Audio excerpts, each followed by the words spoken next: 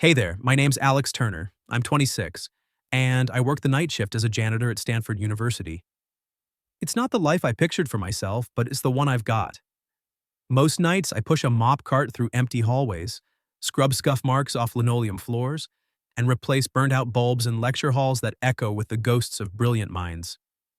I live in a cramped apartment in Palo Alto with my grandmother, who's been battling Parkinson's for the last 3 years. She's the reason I'm here, stuck in this routine, trading dreams for a paycheck that barely covers her meds and our rent. No glory, no spotlight, just the quiet grind of survival. I wasn't always like this. Back in the day, I was a PhD candidate at Harvard, buried in abstract algebra and number theory. My thesis was on advanced conjectures in analytic number theory, the kind that could rewrite textbooks if you cracked them. Professors called me promising, a rising star. But life doesn't care about potential. 3 years ago, a drunk driver plowed into my parents' car on I-95. They were gone in an instant. No warning, no goodbye. I dropped everything, my research, my funding, my future, to come back to California and take care of Gran. Harvard scholarships don't stretch to family tragedies, and neither do student loans. So here I am, mopping floors where geniuses walk, my brain rusting like an unused theorem. Tonight's no different. It's around 9 p.m. and the math department's main lecture hall is winding down. Students shuffle out, backpacks slung over shoulders, murmuring about derivatives and integrals. The fluorescent lights buzz overhead, casting harsh shadows on the rows of empty seats. Dr. Sophia Reynolds, the 42-year-old professor who's basically a legend in pure mathematics, stands at the front by the massive whiteboard. She's got that sharp, no-nonsense look. Wire-rimmed glasses perched on her nose, dark hair pulled into a neat bun, and a tailored blazer that screams authority. I've seen her around for months, always commanding the room like she owns the axioms themselves. She's divorced, I think. Overheard some faculty gossip once, but that's none of my business. To me, she's just another professor whose chalk dust I clean up after. She's wrapping up her advanced seminar on unsolved problems in number theory. The board's already crammed with equations, but she grabs a marker and scrawls something big across the top. Harrington's theorem. It's one of those infamous open problems. Been stumping mathematicians for over a decade. Something about prime distributions in arithmetic progressions with twisted modular forms. She turns to the class, a faint, sardonic smile playing on her lips. "All right, folks," she says, her voice cutting through the room like a precise incision. "If any of you can solve this little beast, Harrington's theorem, then I'll marry you, right here, right now. Consider it my challenge." The room erupts in laughter. A few guys in the back hoot and whistle, treating it like a joke to lighten the mood after a brutal lecture. "Yeah, right, Dr. Reynolds," one shouts. "I'd take that deal." She chuckles dryly, shaking her head. "Dream on. This one's been open for 15 years. If you crack it, you deserve more than a ring. You deserve a Fields Medal." More laughs, and the students start packing up. The challenge dismissed as her signature sarcasm. No one's taking it seriously. Why would they? It's impossible. I'm in the back, invisible as always. My hoodie hood's up, earbuds in, but no music playing, just a habit to tune out the world. I'm wiping down the desks, collecting stray coffee cups and crumpled notes. But my eyes keep flicking to the board. Harrington's theorem. I know it inside out. Back at Harvard, I spent sleepless nights tinkering with partial proofs, chasing shadows of solutions. It's not just numbers, it's a puzzle that haunts you, whispering possibilities in your dreams. I push my cart forward, mop in hand, but something roots me in place. The theorem stares back, unfinished, mocking. The last student leaves, and Dr. Reynolds gathers her notes, slinging her laptop bag over her shoulder. She glances at the board one last time, smirks, and heads out without erasing it. The door clicks shut behind her, leaving me alone in the cavernous room. The clock ticks louder now, the hum of the AC the only sound. I should mop the floor, wipe the board clean, and clock out. That's my job, but my heart's pounding like I've run a marathon. Her words echo. If any of you can solve this, I'll marry you. It's ridiculous, a joke. But to me, it's a gauntlet thrown down. I drop the mop against the cart, my hands trembling. No one's here, no cameras, no witnesses, just me and the board. I step forward, pick up a marker from the tray. The cap pops off with a soft click. My mind races, axioms, lemmas, corollaries flooding back like old friends. I start writing. Slowly at first, then faster. Auxiliary theorems branch out, logical deductions chain together. Diagrams sketch themselves under my fingers, relations, mappings, proofs by contradiction. My right hand's calloused from years of manual labor, but it remembers. The board fills up, section by section, the solution unfolding like a map to buried treasure. Sweat beads on my forehead. This isn't just math, it's defiance. Against the accident that stole my parents, the system that kicked me out, the world that reduced me to a janitor. And her, Dr. Reynolds, with her impossible challenge. I whisper to myself, barely audible, "You said you'd marry the one who solves it. So here's my proposal." The final line clicks into place, a QED at the end, irrefutable. The board's covered, every inch a testament to what I've lost and what I still hold on to. I step back, breathing hard. The room spins for a second. What have I done? This could get me fired, or worse, laughed out of the building. But for the first time in years, I feel alive. Electric. I grab my cart and slip out, leaving the lights on. Tomorrow, she'll see it. And maybe, just maybe, the invisible guy in the hoodie will finally be seen. The next morning hit like any other. My alarm blaring at 5 a.m., Gran needing her meds, a quick breakfast of oatmeal and black coffee before I headed back to campus. I didn't sleep much after last night. My mind kept replaying the board, those equations I'd poured out like a confession. What was I thinking? A janitor solving Harrington's theorem? It was suicide. I'd probably get canned for messing with faculty property or laughed at. But underneath the panic, there was this quiet thrill. A spark I hadn't felt since Harvard. Like I'd reclaimed a piece of myself, even if no one ever knew. I clocked in early, grabbing my cart from the maintenance closet. The math building was still sleepy, a few early birds shuffling to offices with thermoses in hand. I made my rounds, emptying trash bins, restocking paper towels, the usual. But my stomach twisted as I approached the lecture hall. The door was unlocked, lights off. I flipped the switch, and there it was. The whiteboard, still covered in my handwriting, sharp, precise, undeniable. No one had touched it. I stared for a second, half expecting it to vanish like a dream. Then I shook it off and started wiping down the desks, pretending it wasn't there. Students trickled in around 8:30, chatting about assignments and weekend plans. I kept my head down, pushing the mop in the back corner. Dr. Reynolds arrived last, as always, poised, laptop under her arm, that same espresso cup steaming in her hand. She set her things on the podium, adjusted her glasses, and looked up at the board. And froze. Her face went slack, eyes widening behind the rims. The marker she'd just picked up slipped from her fingers, clattering to the floor. "What?" she murmured so softly I barely heard it over the hum of the room. She stepped closer, scanning the lines, my lines, like they were some alien script. The class noticed, conversations dying out. A girl in the front row leaned forward. "Dr. Reynolds, you okay?" Sophia, Dr. Reynolds, didn't respond at first. She traced a finger along one of the key deductions, her lips moving silently as she followed the logic. Then she whispered, "Impossible." The room went quiet. Phones came out, snapping photos. "Whoa, did someone solve it?" a guy in the back asked. "Is that Harrington's? No way." Murmurs spread like wildfire. "She must have done it herself after class." "Nah, look, it's fresh ink." "Bet it's a prank from the comp sci department." Dr. Reynolds turned to the class, her composure cracking just a bit, something I'd never seen. This is a complete proof.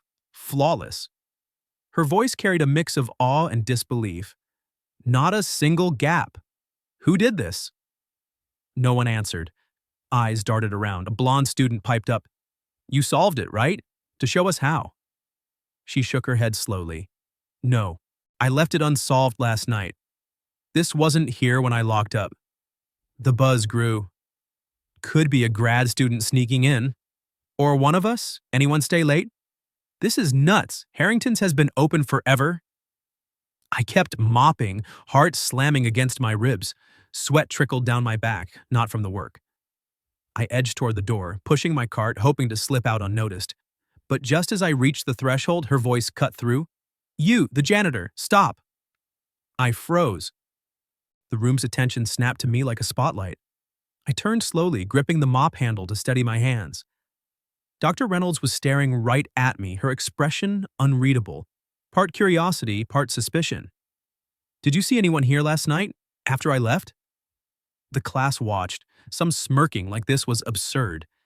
Me? The guy in the faded uniform? Yeah, right.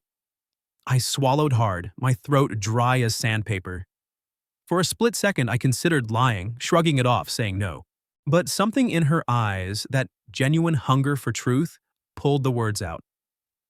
"I wrote it," I said, my voice steady but low. "That's my proof." A beat of silence. Then laughter erupted from a few seats, nervous, disbelieving. "Come on, man," a kid snorted. "You're the custodian." Dr. Reynolds didn't laugh. She tilted her head, studying me. "Explain it then." Her tone wasn't mocking, it was a challenge, the same one she'd thrown at her students last night. I hesitated, glancing at the door. This could end badly, but I'd already crossed the line. I set the mop aside and walked to the board, feeling every eye on me. My uniform felt like a costume now, ill-fitting. I picked up a marker, the cap popping louder than it should. "Okay," I said, pointing to the first line. "It starts with the base assumption from Dirichlet's theorem on primes and progressions, but twisted with modular forms. Here, I introduce an auxiliary lemma on the density of zeros in the critical strip. I walk them through it step by step, deductions, counterexamples avoided, the final convergence. My voice gained strength as I went, the math flowing like it used to in seminars. No stumbles, no doubts. When I finished, the room was dead silent. No laughs now. Dr. Reynolds stood there, arms crossed, but her eyes were wide, impressed, maybe even a little shaken. She stepped closer. "Where did you learn this?" she asked quietly, almost to herself. I set the marker down, wiping ink from my fingers. "I was a PhD student at Harvard, number theory track. But my parents died in a car crash 3 years ago. Lost my funding, had to drop out to take care of my grandmother. She's got Parkinson's, no safety net, so this." I gestured to my uniform. "Janitorial work pays the bills." The class didn't move. Whispers started, shock rippling through. Dr. Reynolds didn't say anything at first. She just looked at me, not as the invisible cleaner, but as an equal. For the first time, someone saw past the mop. And in that moment, everything shifted. The invisible guy had spoken, and the world, or at least this room, had to listen. The news spread like wildfire through the math department. By lunchtime, whispers were everywhere. In the hallways, the faculty lounge, even the student forums. "Did you hear? The janitor solved Harrington's theorem." "No way, that thing's been untouchable for 15 years. I caught snippets as I pushed my cart through the building, emptying bins like nothing had changed.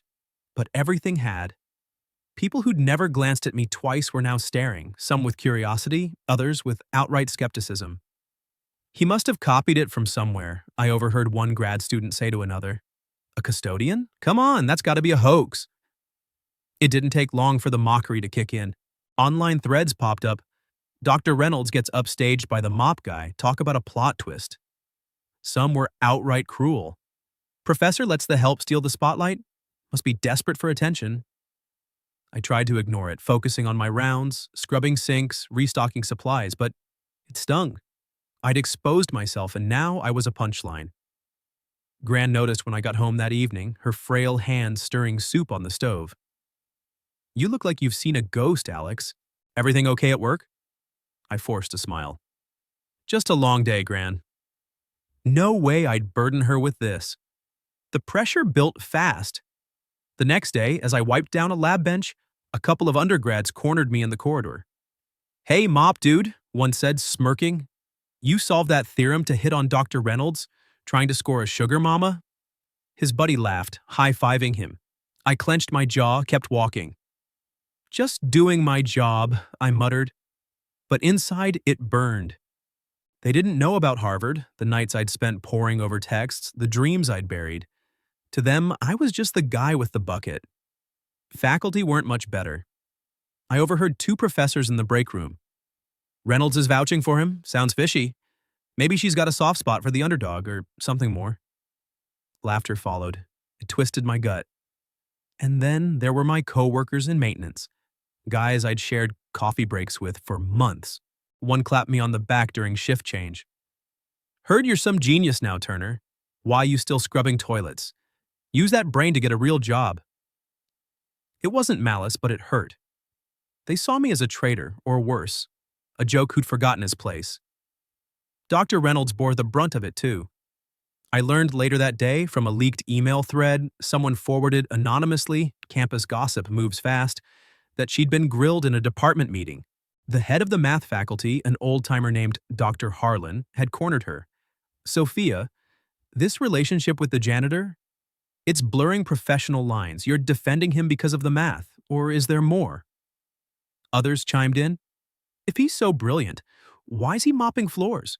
And you letting him co-opt your class? It undermines your authority. I could picture her there, standing tall but isolated, the whispers turning to accusations. She didn't back down. From what I pieced together, she stood up in that meeting, her voice steady. I'm not here to defend him personally. I'm defending the proof.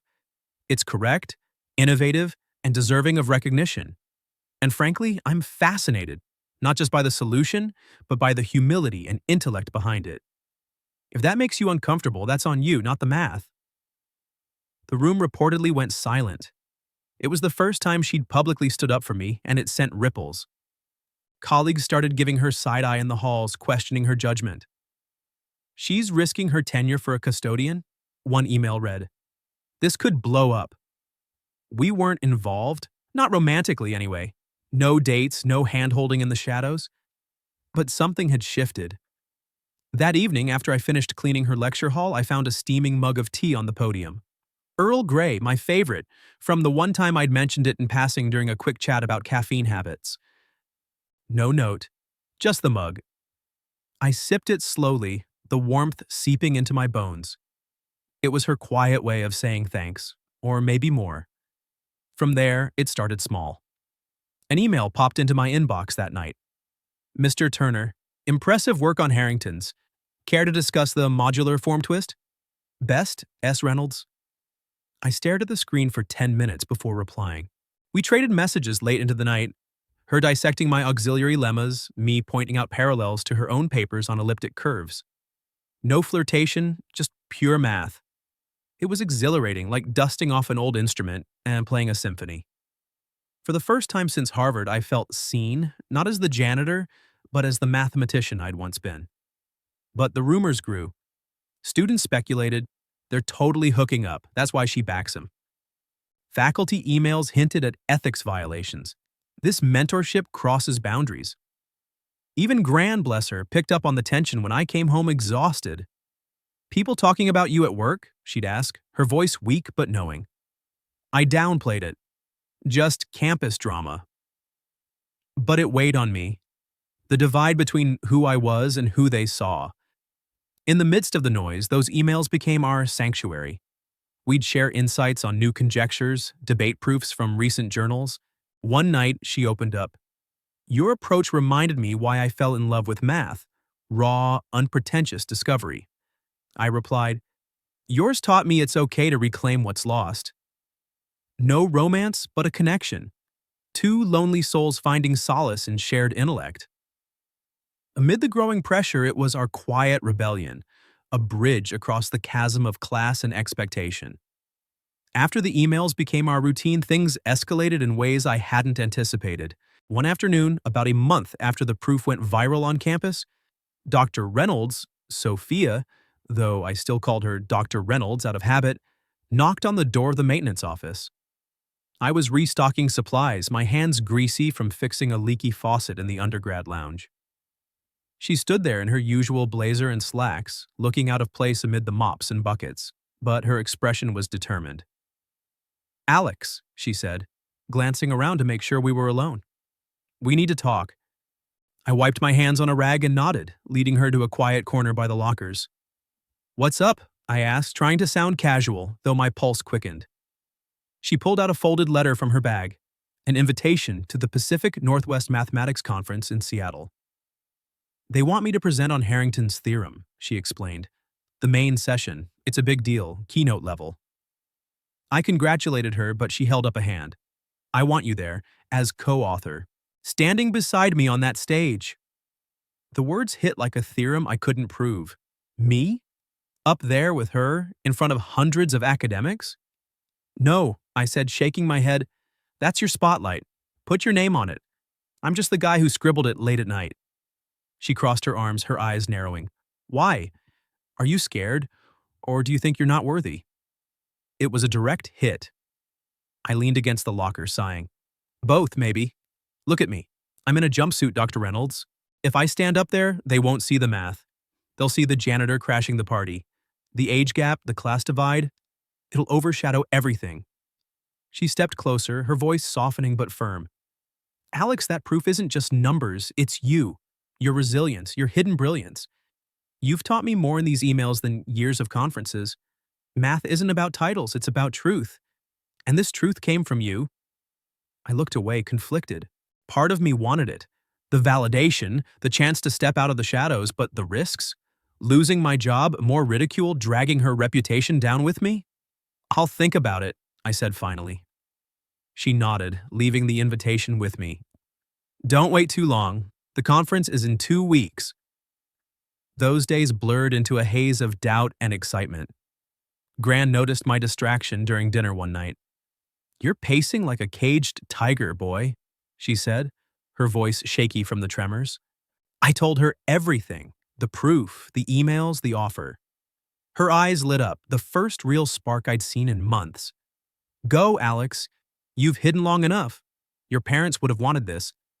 Her words tipped the scale. I emailed Sophia that night. I'm in, but only if we're equals up there. The conference was a whirlwind. We flew to Seattle together, her in business class, department funded, me in coach, scraping from my savings. The venue was a sleek convention center overlooking Puget Sound, packed with professors, postdocs, and eager students. Whispers followed us from the moment we checked in. That's her, and the janitor? Is this some publicity stunt? I felt exposed in my borrowed suit. Gran had insisted I buy one from a thrift shop, tailoring it myself. Sophia squeezed my arm reassuringly as we entered the main hall. Ignore them. Focus on the math. Our session was prime time, the auditorium filled to capacity, over 300 people, cameras rolling for the live stream. The moderator introduced Sophia first. Dr. Sophia Reynolds, renowned for her work in analytic number theory. Applause thundered. Then me. And her collaborator, Alex Turner. Murmurs rippled, skeptical, curious. We took the stage side by side, two worlds colliding under the spotlights. She started, Ladies and gentlemen, last semester I jokingly said I'd marry whoever solved Harrington's theorem.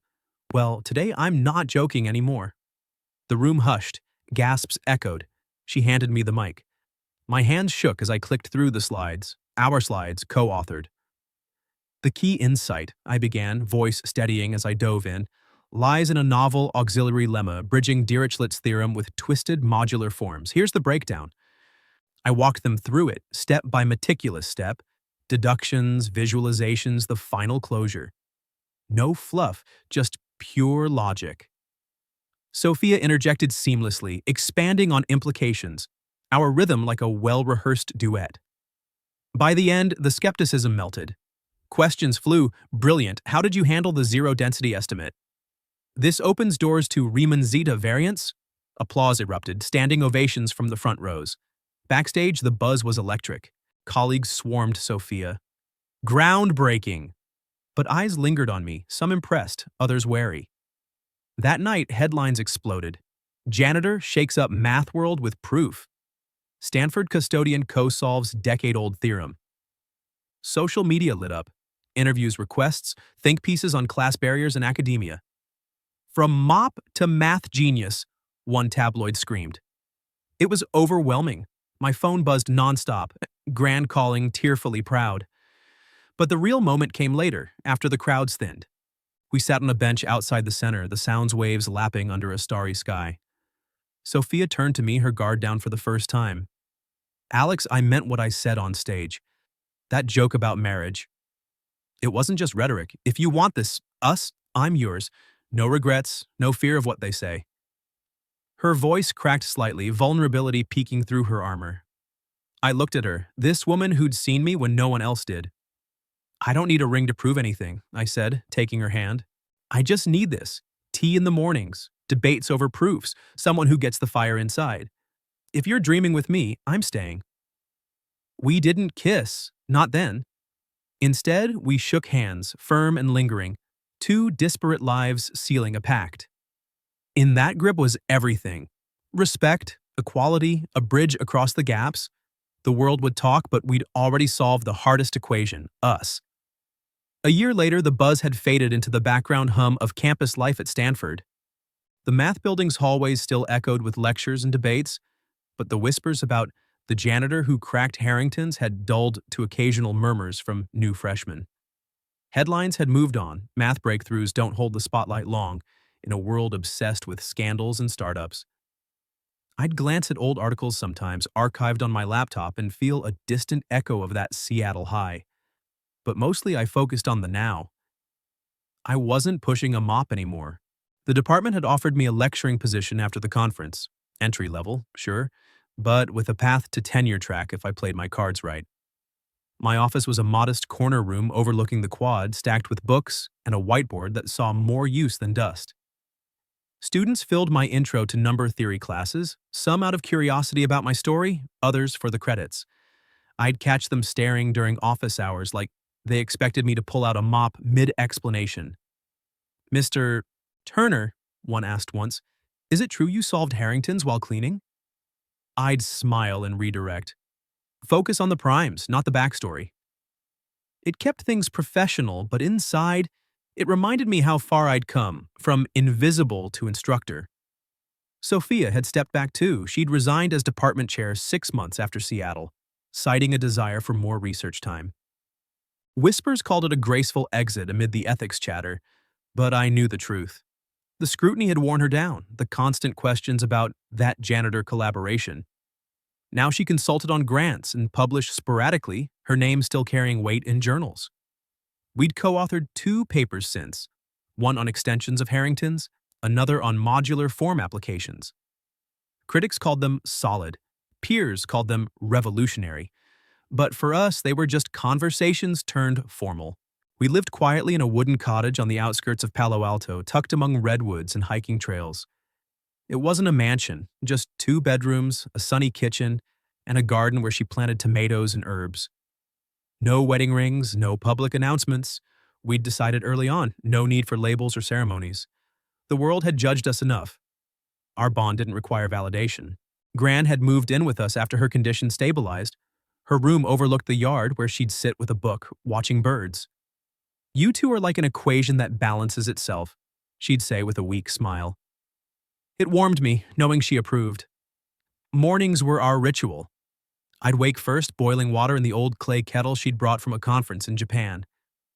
Earl Grey for me, chamomile for her, loose leaf, steeped just right. She'd shuffle out in a robe, hair tousled, settling on the back porch with the latest issue of the American Mathematical Monthly. I'd hand her the mug, our fingers brushing in that familiar way. No grand gestures, just presence. "Thanks," she'd murmur, sipping slowly. We'd talk, or not. Some days it was proofs and conjectures, others silence broken only by birdsong. One crisp spring morning, as cherry blossoms dusted the lawn like forgotten variables, she looked up from her reading. Her eyes, still sharp behind those glasses, softened. "Thank you, Alex," she said quietly, "for showing me that genius doesn't wear a uniform.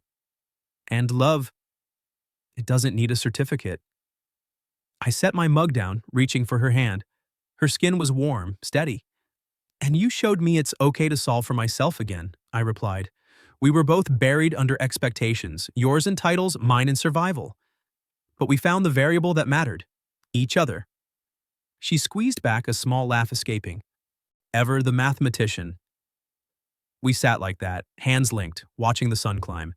No vows exchanged, no rings glinting. Just 2 people who'd crossed paths in the unlikeliest equation. Janitor and professor, young and seasoned, broken and brilliant. The age gap that once loomed like an unsolved proof now felt irrelevant, a mere parameter in a larger function. Life wasn't perfect. There were still stares at conferences, awkward questions from colleagues. Grant's health dipped and rose like a sine wave. But in those quiet moments, we healed. She taught me patience. I reminded her of wonder. And together, we proved something greater than Harrington's, that love, like math, thrives in the spaces where you least expect solutions.